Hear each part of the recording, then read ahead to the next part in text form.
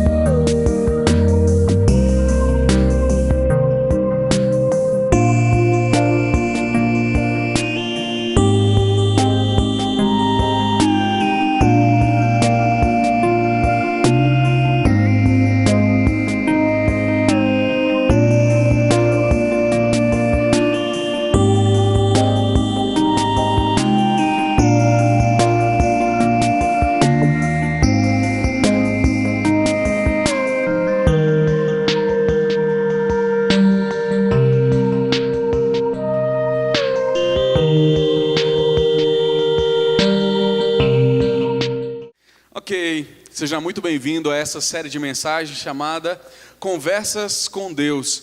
Essa é uma série que com certeza tem muito a falar no seu coração.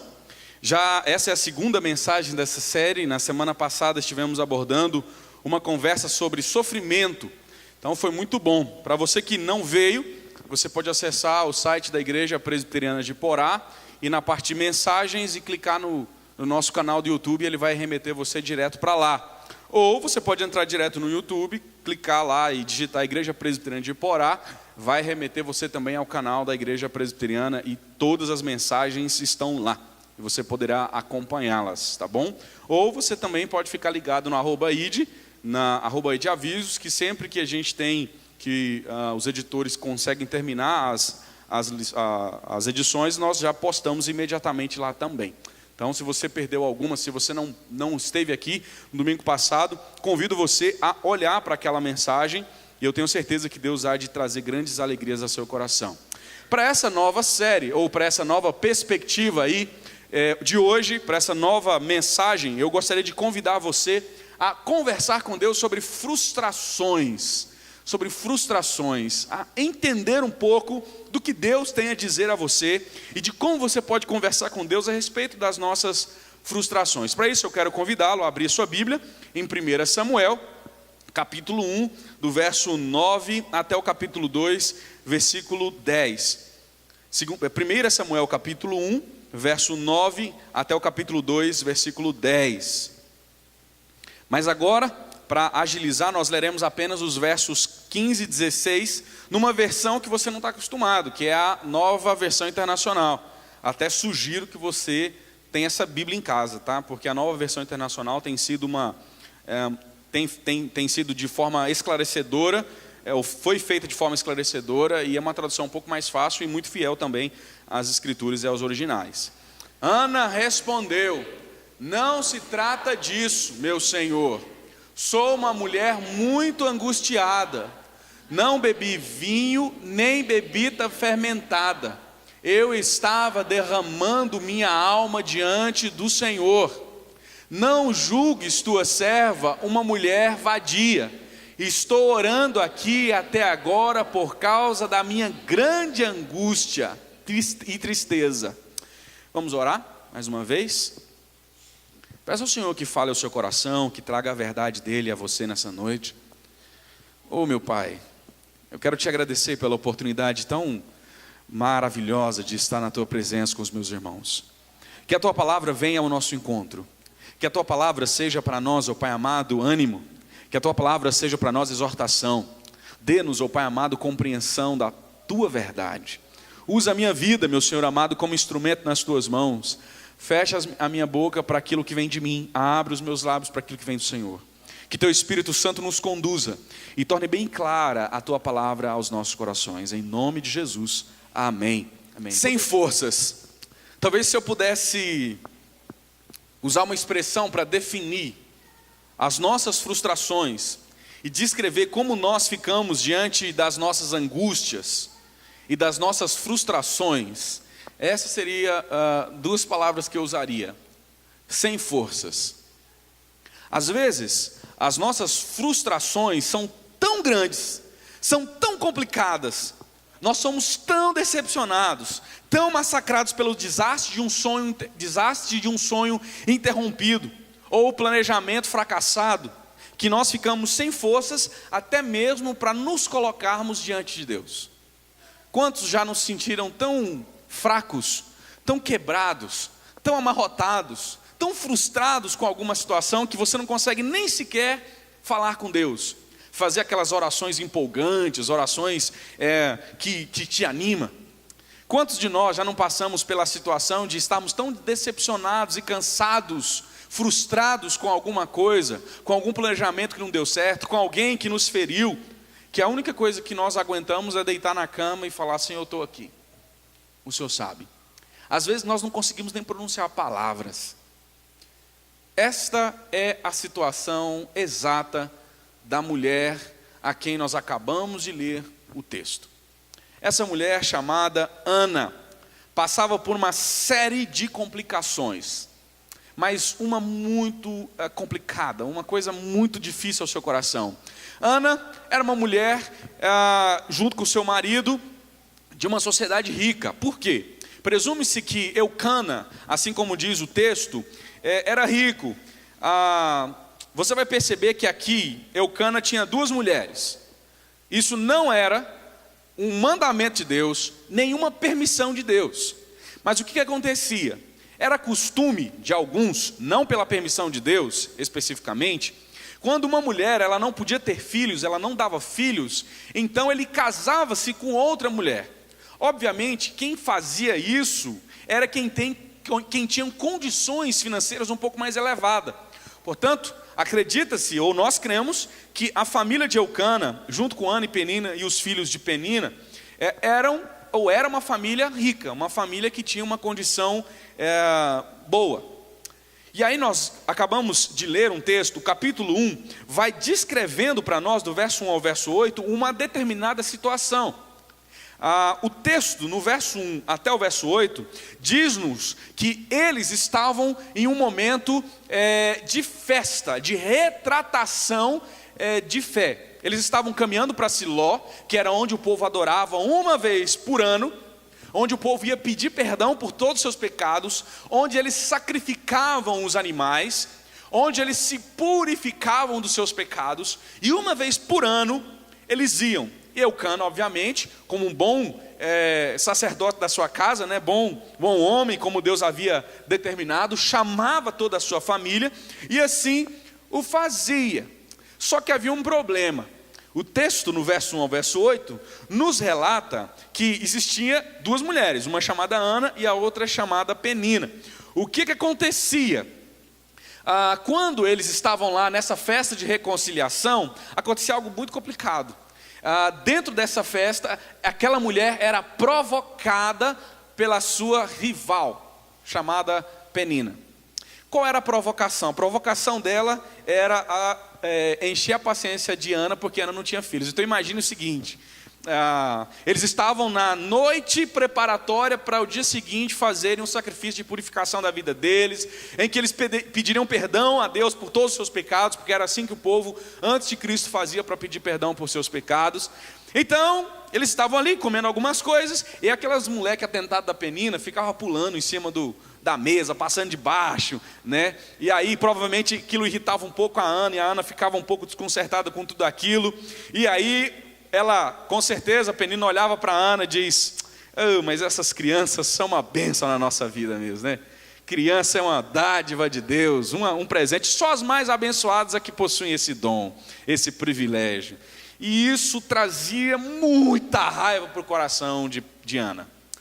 Não só porque aquela mulher a irritava, mas porque a irritação que ela proporcionava não era só uma irritação pessoal, mas era uma irritação espiritual. Porque para a mulher daquele contexto, não ter filhos era complicadíssimo. Ter filhos era ser considerada abençoada, ter dádivas de Deus. E obviamente não ter filhos era ser considerada amaldiçoada, sem bênção, sem dádiva de Deus. E Penina fazia isso ano após ano.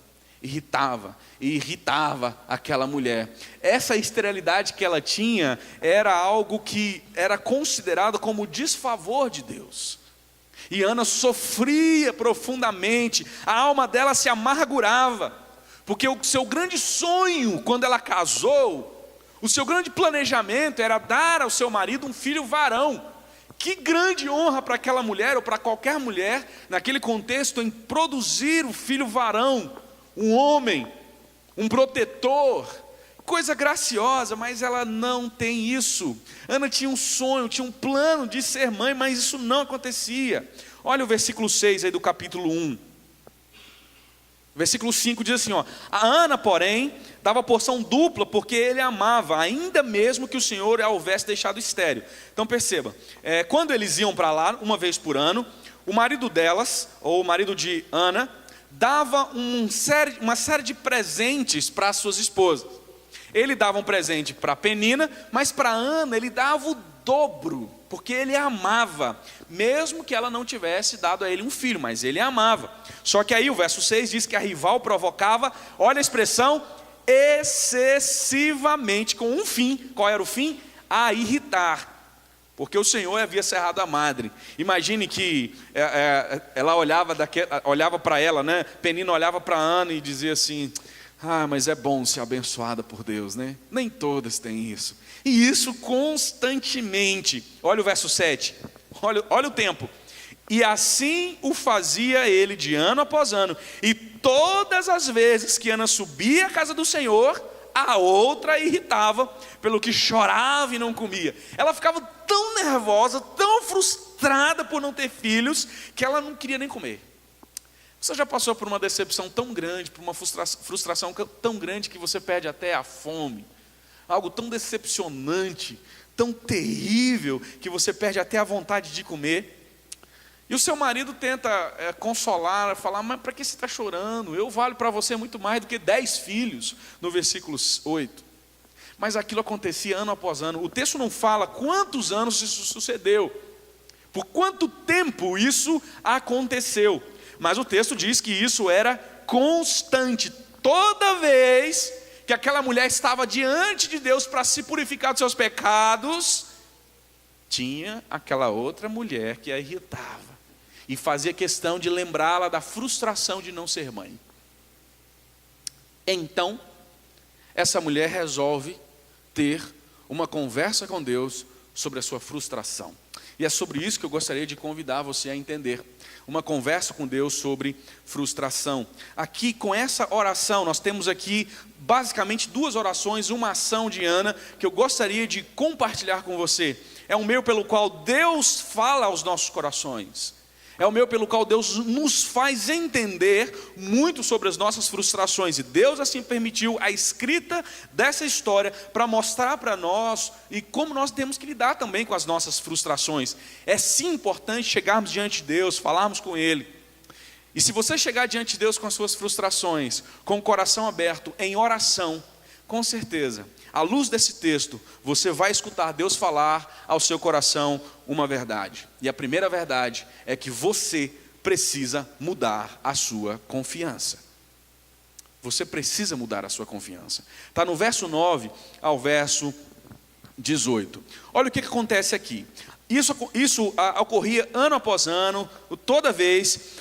Teve um dia que Ana não aguentou mais. Ela correu para a presença de Deus. Ela estava tão nervosa, tão abatida, tão frustrada, que ela passa correndo para dentro do templo e não vê nenhum pastor lá, o sacerdote chamado Eli, que estava junto a um pilar do templo. Ela passa correndo, ela não fala nem boa tarde, nem bom dia para ele, passa correndo, e aí o texto diz que ela levantou-se com amargura de alma, orou ao Senhor e chorou abundantemente. ela foi falar com Deus, ela foi orar, ela foi escutar Deus falar ao seu coração, ela foi ter uma conversa com Deus sobre as suas frustrações. Ela se coloca diante de Deus frustrada, e aí, como a sua frustração era amarga e intensa, ela chora também abundantemente, um desespero pela sua frustração, um desespero. Aquilo era tão intenso, aquela frustração era tão doída, aquele sentimento de não ter o filho, de não ser abençoada, de ser considerada desfavorecida diante da comunidade, desfavorecida por Deus, era tão complicado, que ela não conseguia nem sequer pronunciar palavras. Olha o versículo 13, o texto diz assim, porquanto Ana só no coração falava, seus lábios se moviam, porém não se ouvia voz alguma. Olha o versículo 15, quando Eli a interroga, ela diz assim, eu sou mulher atribulada de espírito, não bebi nem vinho nem bebida forte, porém venho derramando a minha alma perante o Senhor. Olha o versículo 16, na parte B do versículo 16, ela diz assim, porque pelo excesso da minha ansiedade e da minha aflição é que tenho falado até agora. Pelo excesso da minha aflição, pelo excesso da minha frustração, é que eu tenho falado até agora. Às vezes nossas frustrações se tornam tão profundas, que nós perdemos as forças para orarmos, fazermos, como eu disse no início, aquelas belas orações, aquelas orações empolgantes. Muitas de nossas frustrações são tão pesadas, que a única coisa que nós conseguimos é sussurrar diante de Deus. Eu já tive momentos com muitos de vocês, inclusive, em que vocês estavam numa situação tão difícil, por um filho, por uma situação financeira, pela perda de um amigo, de um irmão, de um familiar, em que a única coisa que eu e você conseguíamos era chorar. Nós passamos por situações assim. Frustrações porque nós gostaríamos que o nosso filho fosse de uma determinada forma, ele não é. Frustrações porque nós gostaríamos de um determinado trabalho e ele não vem. Frustrações porque nós planejamos tantas coisas, planejamos ser bem-sucedidos, planejamos fazer uma faculdade e ter um emprego, planejamos tanta coisa, planejamos casar, já estou fazendo 40 anos até hoje nada, e aí a coisa vai complicando. E a angústia começa a brotar de tal forma, e aquilo começa a moer o nosso coração de tal forma que a gente não consegue mais orar, não consegue mais se apresentar diante de Deus. E a única coisa que nós conseguimos nessa conversa com Deus sobre frustração é mexer os lábios e chorar diante de Deus. E aquela mulher estava exatamente nessa situação. Mas são exatamente nesses momentos é que nós entregamos os pontos e nós começamos a colocar nossa confiança onde deve ser. São exatamente nos momentos onde você não consegue mais pronunciar palavra alguma, porque você começa a entender a sua perda de controle. Você começa a perceber que não adianta brigar, não adianta murmurar, não adianta reclamar, nada muda.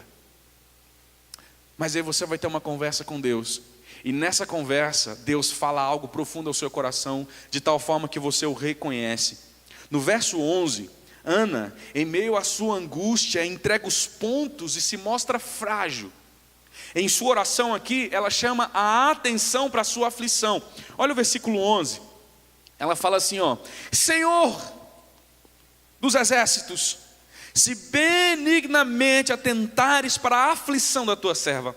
A palavra aflição aqui, meu querido, é pobreza, miséria, falta de condição. O que ela está dizendo é, Senhor, se o Senhor for bondoso para mim e olhar para a minha falta de condição, o que ela está fazendo especificamente agora é trocando a confiança dela para o Senhor eterno, porque ela entende, ano após ano, ela não foi capaz de dar ao seu esposo um filho. Ela se frustrou com tudo aquilo, mas agora ela diante de Deus começa a conversar, e Deus começa a tratar o coração dela, falando ao seu coração, de tal forma que aquela mulher chega e reconhece a sua pobreza, a sua miséria, a sua insignificância. Meus amados, a oração é um meio tão magnífico, maravilhoso que Deus nos dá para que diante dele reconheçamos que não podemos confiar em nós mesmos. Reconhecemos a nossa fraqueza, a nossa pobreza, a nossa falta de condição de fazer alguma coisa, e que tudo depende de sua benignidade, de sua bondade. Tudo depende do seu governo. Ana, então, agora mistura em meio às suas emoções e sua oração, as suas lágrimas. Ela considera que somente a misericórdia de Deus pode trazer alívio à sua frustração, alívio à sua alma atribulada. Ela percebe que se Deus não permitir, nada vai acontecer. Que coisa magnífica, meus queridos, quando nós começamos a confiar em Deus. Muitas frustrações virão na sua história, para que você troque de Deus, para que você perceba, como eu disse na semana passada, quem manda, para que você perceba o governo de Deus, para que você perceba quão pobre, quão miserável, quão fraco você é, quão pequeno você é. É necessário, portanto, que nós mudemos nossa confiança. E aí, quando a nossa confiança é mudada, quando nós passamos a entender que Deus pode fazer do jeito que Ele quer fazer, quando Ele quer fazer, aí nós passamos a ter alegria no coração, e essa alegria é estampada no nosso próprio rosto. Perceba que quando ela fala e expõe em sua fraqueza diante de Deus, lá na frente, no versículo 16, ela fala de novo dessa pobreza, dessa ansiedade. Perceba que no versículo 16, ela diz assim: pelo excesso da minha ansiedade e da minha aflição, que na realidade eu inverteria, a aflição produzindo ansiedade aqui, no termo hebraico, a ideia de uma pobreza, de uma incapacidade que leva aquela mulher à ansiedade. Lembra o que eu disse semana passada? A ansiedade, na verdade, é o desespero pela perda do controle. Você não tem mais controle, e aí você fica desesperado. O que eu vou fazer? Você foi acometido de uma doença, no meio de um projeto. Você está noivo, de repente você descobre que está com câncer, por exemplo. Você está noivo e de repente a coisa bagunça tudo. Ou você casa e de repente acontece um acidente e você tem agora que conviver com coisas trágicas e complicadas. Eu tenho amigos que viveram e ainda vivem em situações assim, irmãos em Cristo, que tinham grandes sonhos, grandes planejamentos, grandes coisas, e de repente nada do que planejaram deu certo, e aí o que restou foi frustração.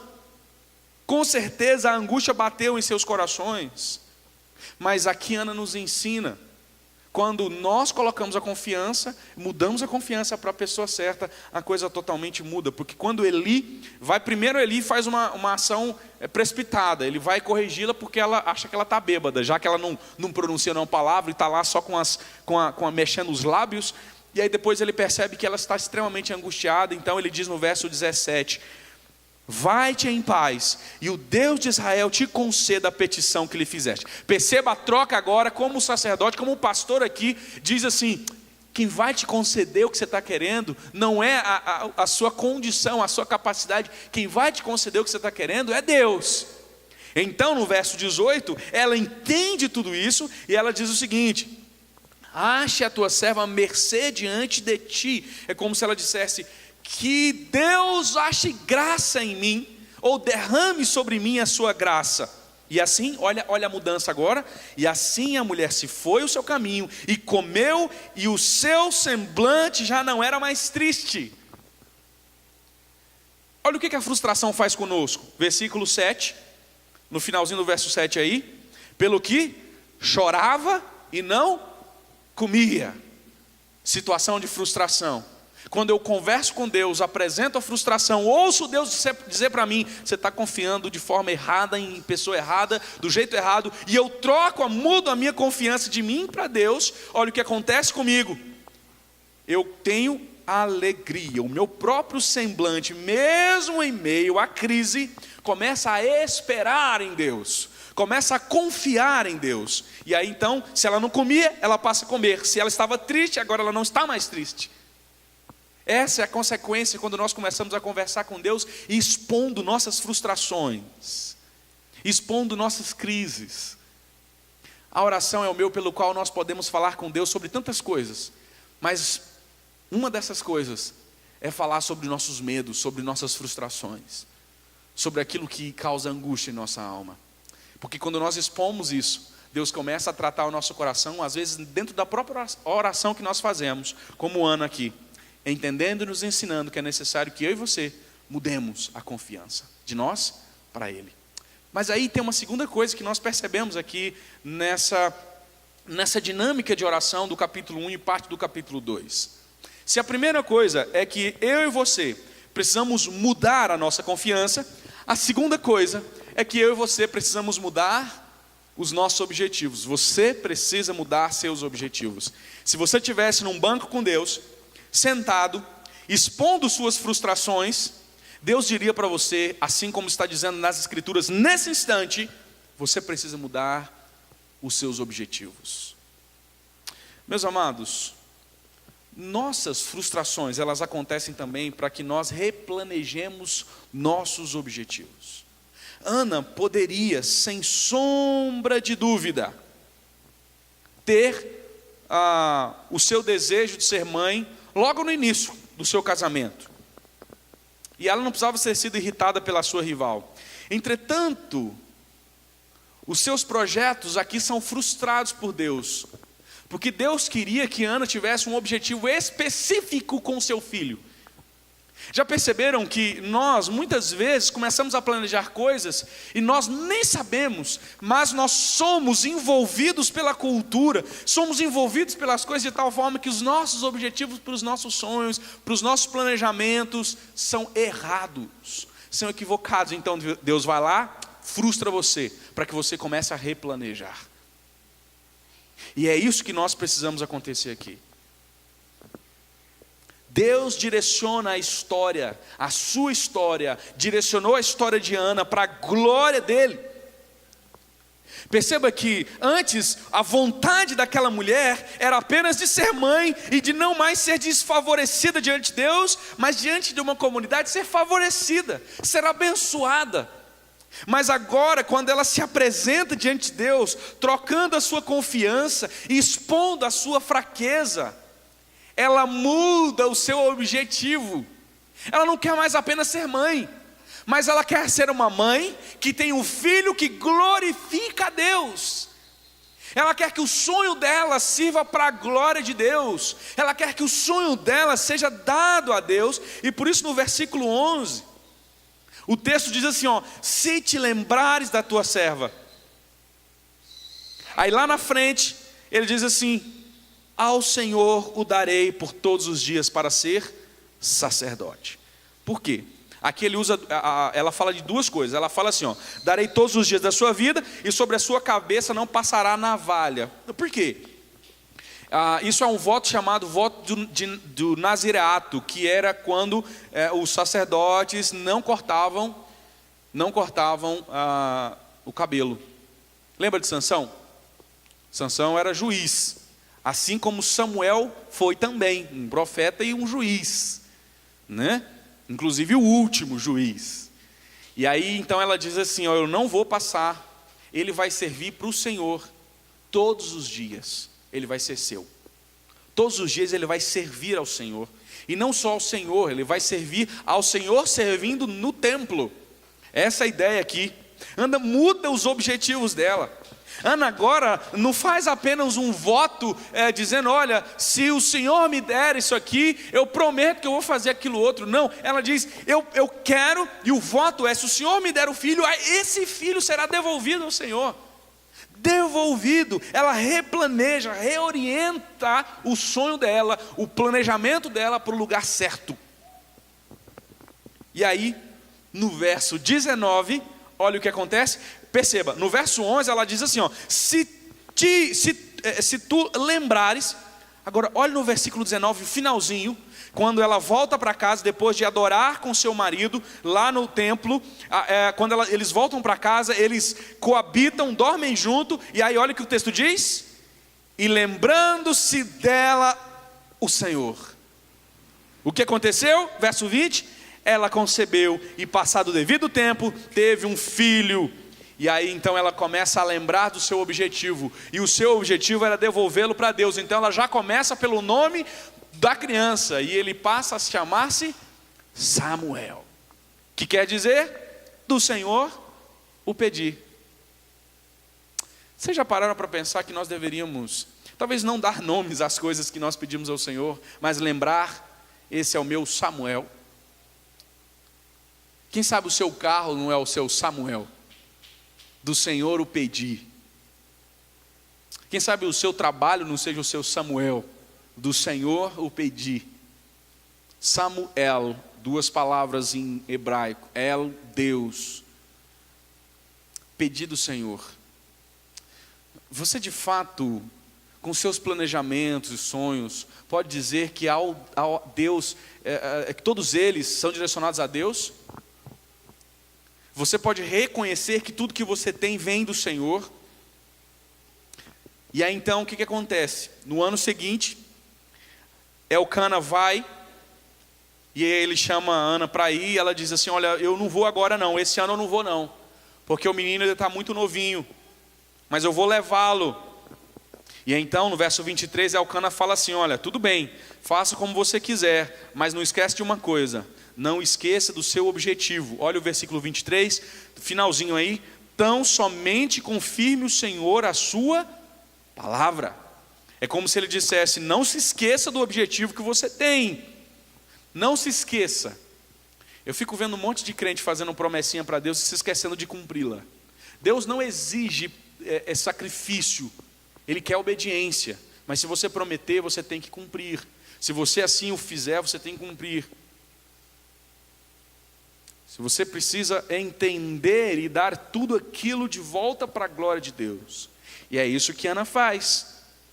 No verso 24 diz que se passou 3 anos, então ela pega ali um efa de farinha e um odre de vinho e apresenta-se à casa do Senhor lá em Siló. E ela traz o seu menino de 3 anos. Então ela pega um novilho, imola aquele novilho, e naquele instante ela chama Eli e diz: ah, meu Senhor, olha a oração de novo, essa perspectiva da oração aqui.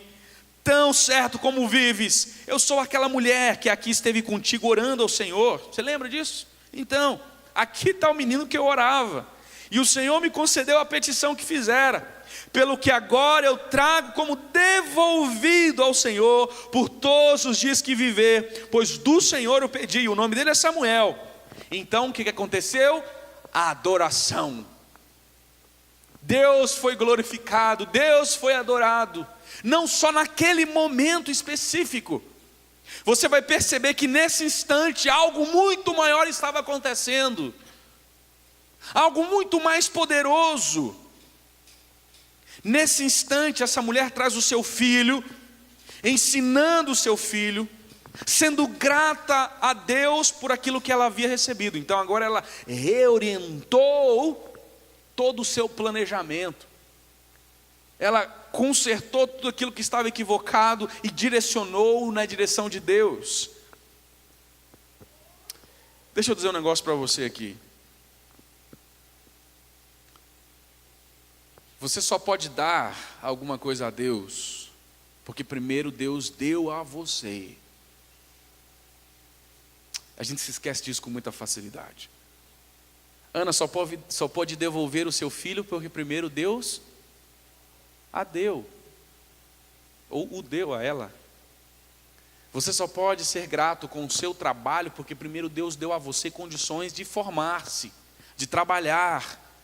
Você pode dar a Deus o tempo porque Deus te dá primeiro a vida, respiração.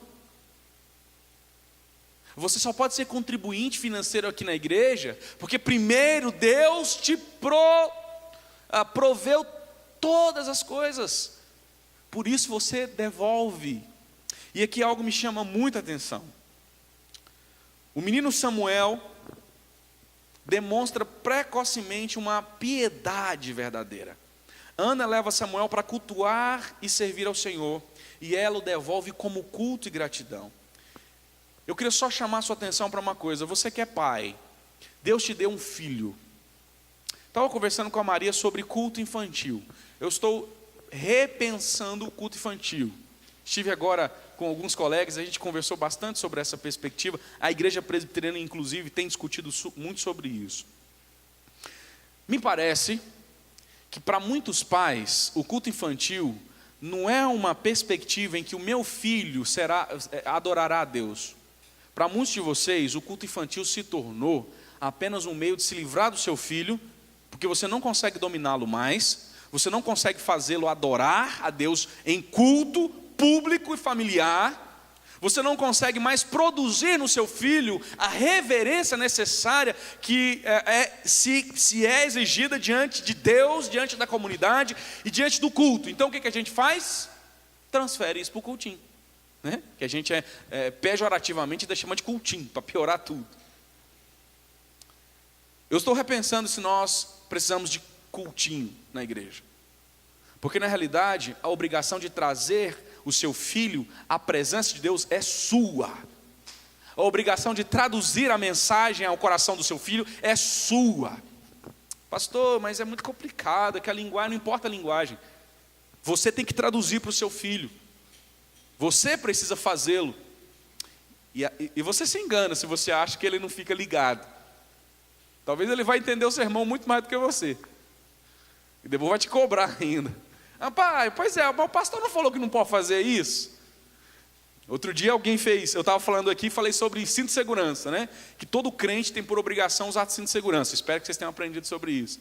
Aí alguém foi passar aqui no semáforo sem o cinto, estava sem o cinto, aí o menino olhou: pai, mas você não acabou de sair da igreja? O pastor não falou que tem que usar cinto de segurança? Que isso é de Deus?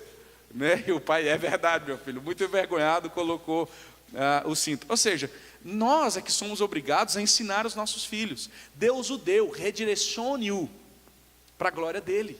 Ensine o seu filho, isso é muito importante.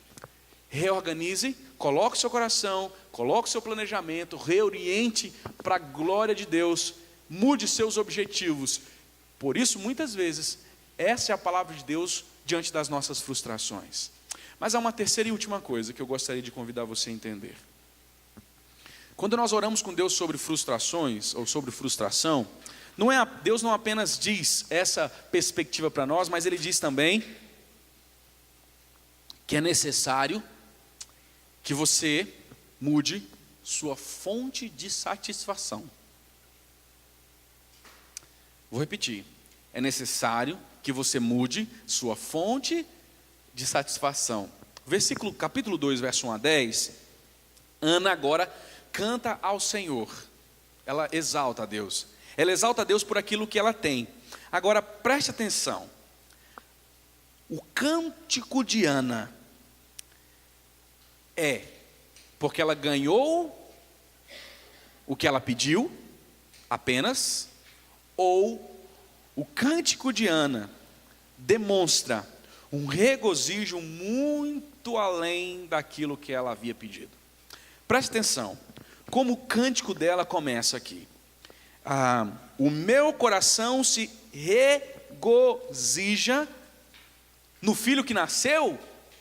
Olha para cá.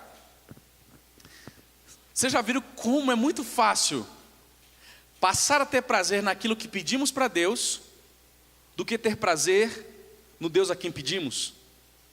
Entendeu?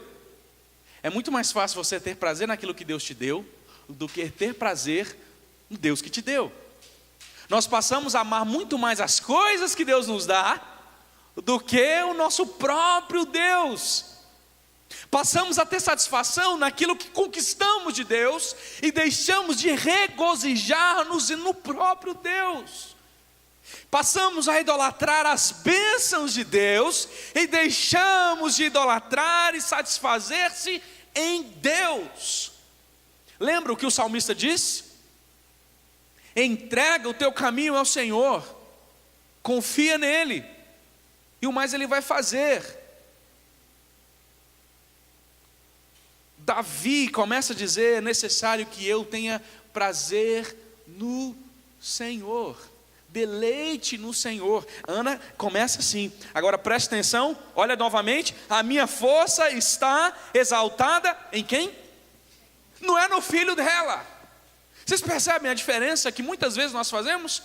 Nós agradecemos a Deus pela bênção recebida, mas esquecemos que a bênção recebida não é o propósito, não é a grande força, mas a grande força é o próprio Deus. Deveríamos nos alegrar em Deus, não naquilo que recebemos dele. Somos satisfeitos no que recebemos, somos gratos pelo que recebemos, mas o nosso coração se regozija num Deus que vai muito além de suas bênçãos, num Deus que vai muito além daquilo que Ele nos concede. Pelo contrário, verso 2, esse é um Deus que é santo, é um Deus magnífico, que não há outro como Ele. Ele é a rocha, Ele é aquele que nos sustenta. Olha que diz o versículo 3: não multipliqueis as palavras de orgulho, nem saiam coisas arrogantes da vossa boca, porque o Senhor é o Deus da sabedoria e pesa todos os feitos na balança. Aqui ela começa agora a colocar a minha vida e a sua vida e a vida dela em xeque, porque ela diz: não há orgulho nosso, não há satisfação nossa, não tem nada nosso, pelo contrário, tudo é em Deus. Perceba o verso 4, ela diz: o arco dos fortes é quebrado, porém os débeis cingidos de força. Ela diz: os fortes são quebrados e os fracos fortalecidos em Deus. Por isso é nele a nossa satisfação. Olha o versículo 5: os que antes eram fartos, hoje se alugam por pão, mas os que andavam famintos não sofrem mais na fome. Até a estéril tem 7 filhos, e aqui tem muitos filhos, perde o vigor. O Senhor é o que tira a vida e a dá, faz descer a sepultura e faz subir. O Senhor empobrece e enriquece, abaixa e também exalta. Levanta o pobre do pó, e desde o monturo exalta o necessitado, para o fazer assentar entre os príncipes, para o fazer herdar o trono da glória. Porque do Senhor são as colunas da terra, e assentou sobre elas o mundo. Ele guarda os pés dos seus santos, porém os perversos emudece nas trevas da morte, porque o homem não prevalece pela força. Preste atenção que agora você vai entender do que ela está dizendo. Os que contendem com o Senhor são quebrantados, dos céus troveja contra eles. O Senhor julga as extremidades da terra, dá força ao seu rei e exalta o poder do seu ungido.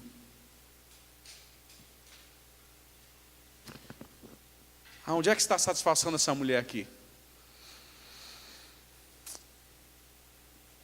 Vamos para Lucas capítulo 1, verso 46. Não desmarquem não. Você vai ver um outro cântico que refere-se ao que essa mulher está dizendo.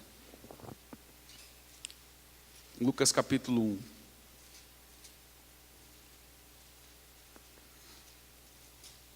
Versículo 46.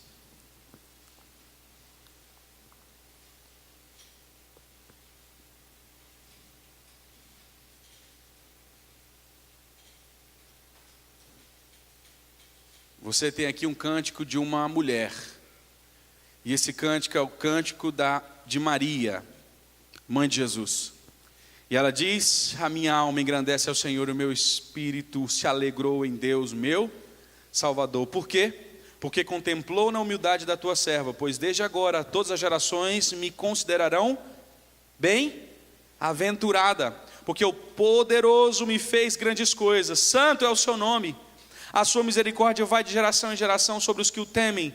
Agiu com braço forte, valorosamente, dispersou os que no coração alimentavam pensamentos soberbos, derribou do seu trono os poderes e exaltou os humildes, encheu de bens os famintos e despediu vazios os ricos, amparou a Israel seu servo, a fim de lembrar-se da sua misericórdia a favor de Abraão e de sua descendência para sempre, como prometera aos nossos pais. Perceba a semelhança dos cânticos. Ela diz: ele enriquece aos pobres e empobrece a quem tem dinheiro. Verso 53, encheu de bens os famintos e despediu vazios os ricos. E ele fez tudo isso em quem? Jesus Cristo, o Deus eterno, a quem Ana louva, a quem Ana adora, a quem Ana sente prazer e satisfação. ela percebe, usada por Deus nesse instante, que o seu coração começa a regozijar na promessa que viria. Para a mulher, toda a mulher do Antigo Testamento, ter filhos também significava levar a geração de Cristo. E ela então exalta aqui pelo ungido do Senhor, o Jesus eterno, aquele a quem devemos ter prazer, aquele a quem traz luz onde há trevas, traz abundância onde há fome, mas aquele também que é pedra de tropeço, que quebra os soberbos. Como diz Paulo, muitos passando-se por loucos se perdem. Esse é o Deus a quem essa mulher adora e é quem ela tem prazer e satisfação. Nós somos frustrados muitas vezes, porque Deus nos chama de volta a olhar para o seu Filho Jesus, a ter prazer na maior de todas as alegrias que alguém pode ter, a salvação. Nossas frustrações devem ser quebradas quando nós olhamos para a maior de todas as alegrias que nós temos, Jesus Cristo, o Salvador do mundo. É isso que ela faz. Ela tem prazer em Deus, ela exalta a Deus, ela engrandece a Deus. E isso é remetido lá com Maria, quando ela canta, falando praticamente a mesma coisa. E exalta ao Senhor. Que eu e você tenhamos satisfação nessa verdade da cruz. Na verdade de que o reino de Cristo é o reino chegado ao seu coração e ao meu coração. Esse é o reino da graça que Ana fala. Depois de ter falado uma série de coisas de providência, é isso aqui que ela fala sobre o Messias, sobre o ungido do Senhor. É disso aqui que eu e você precisamos entender. O reino de Deus chegou, nós estamos salvos, os nossos inimigos foram destruídos, porque o ungido do Senhor, o Senhor Jesus, é capaz de destruí-los.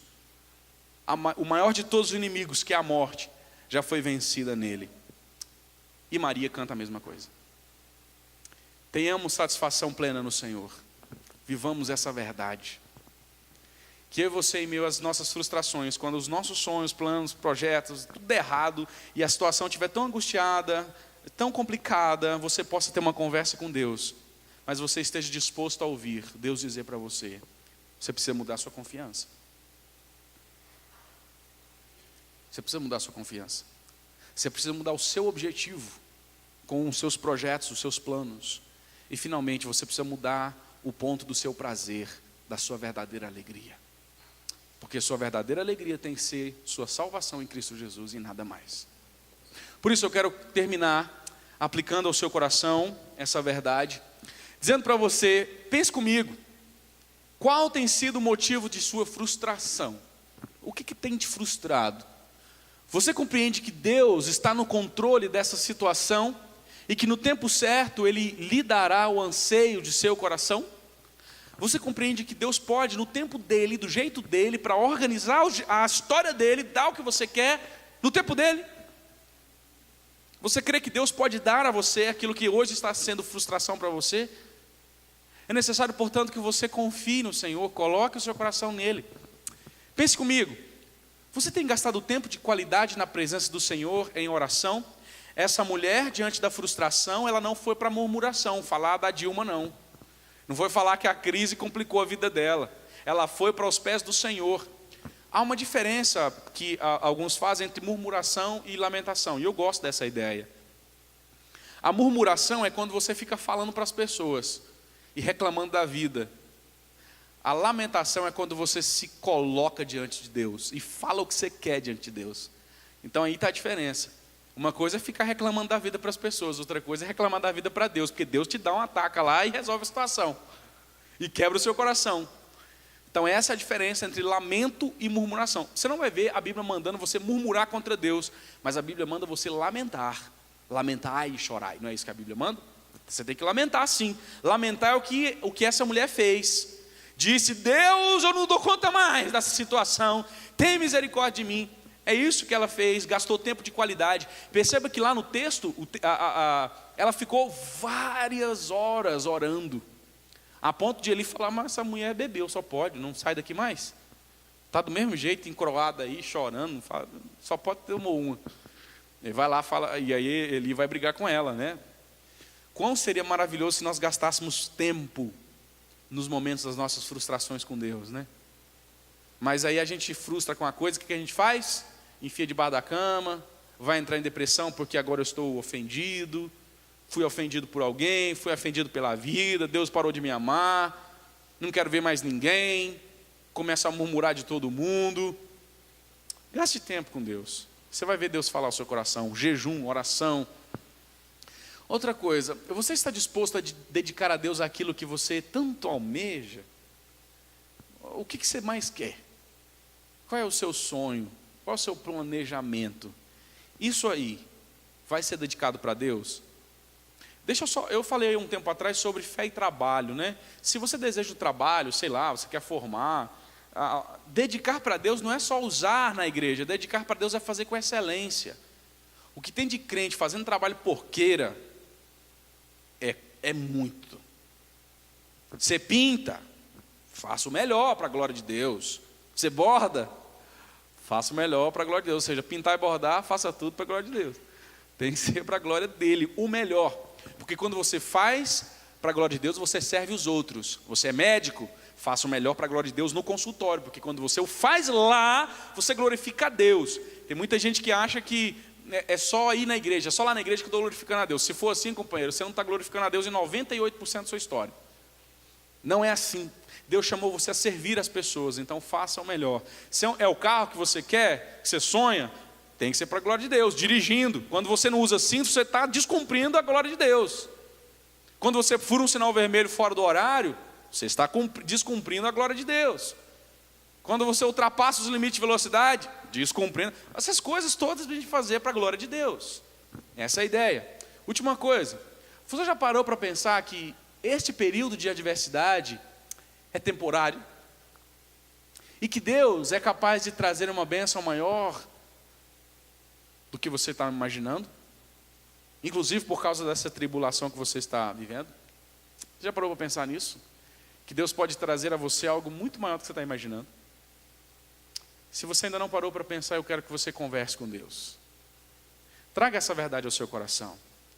Ouça Deus dizer a você por meio das Escrituras: mude sua confiança, mude seu objetivo, mude sua satisfação. Facinho de se aprender, né? Mude sua confiança, mude seu objetivo e mude sua satisfação. Anotou aí? Que isso é para a sua vida, para os momentos de frustração, para você conversar com Deus, sentar no banquinho da conversa e falar: Deus, eu sei que eu preciso mudar isso, isso e isso, mas que a coisa está feia, está feia. Vamos orar?